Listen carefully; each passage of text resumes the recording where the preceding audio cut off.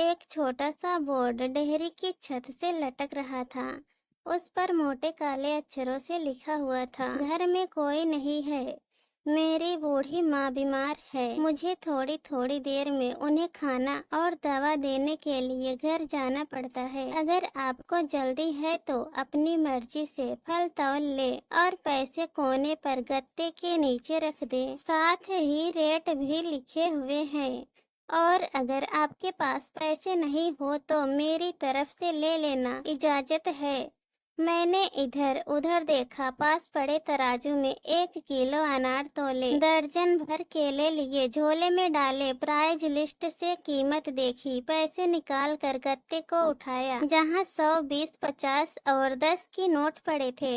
मैंने भी पैसे उसमें रखकर उसे ढक दिया, झोला उठाया और अपने घर पर आ गया।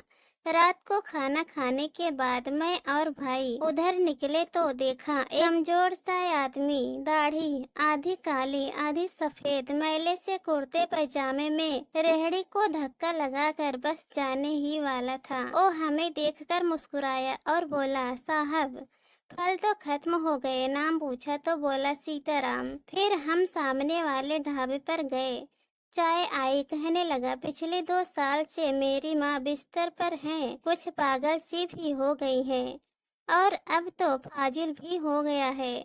मेरी कोई संतान नहीं है, बीबी की मृत्यु हो गई है, सिर्फ मैं हूँ और मेरी माँ।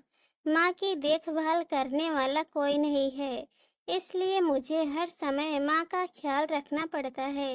एक दिन मैं माँ का पाँव दबाते हुए बड़ी नरमी से कहा, माँ तेरी सेवा करने को तो बड़ा जी चाहता है, पर जेब खाली है और तू मुझे कमरे से बाहर निकलने ही नहीं देती। कहती है तू जाता है तो मेरा जी घबराने लगता है।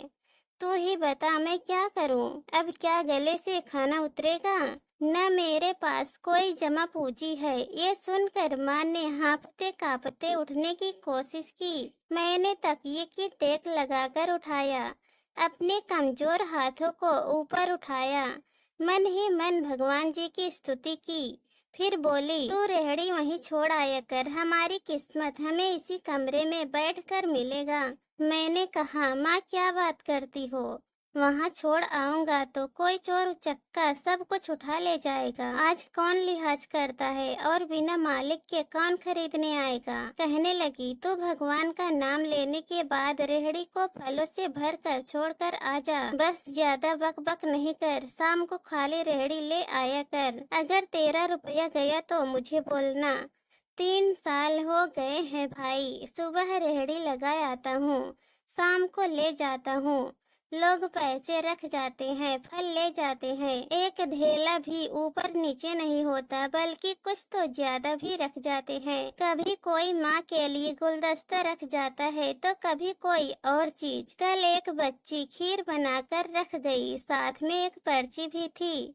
अम्बा के लिए एक डॉक्टर अपना कार्ड छोड़ गए, पीछे लिखा था, माँ की तबीयत नाजुक हो तो मुझे कॉल कर लेना, मैं आ जाऊंगा। कोई मेवा रख जाता है, रोजाना कुछ न कुछ मेरे हक के साथ मौजूद होता है। न माँ हिलने देती है, न मेरे भगवान कुछ कमी रहने देता है। माँ कहती है, तेरा फल मेरा भगवान अपने फरिश्तों से बिकवा देता है।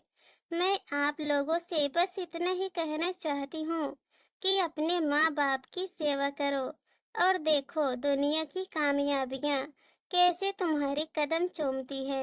इस कहानी पर आप लोगों की क्या राय है, कमेंट में जरूर बताना, और अगर कहानी पसंद आए तो चैनल को सब्सक्राइब कर देना।